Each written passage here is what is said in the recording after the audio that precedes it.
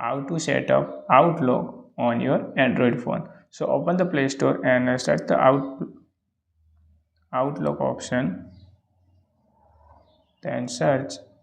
Then you show the option like Microsoft Outlook, so download it and wait 1 minute. Then so app is successfully updated. Then open it and create a new account option. So create a new account.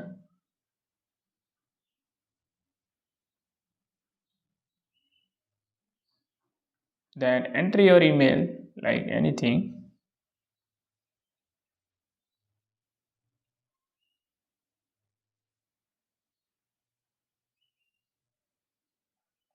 Then press on the next button like.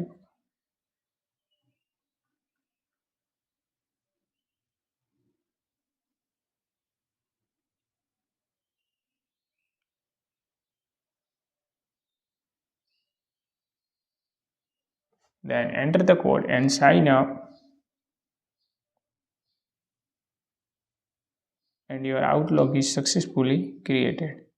So if you found this video helpful, please like, share and subscribe.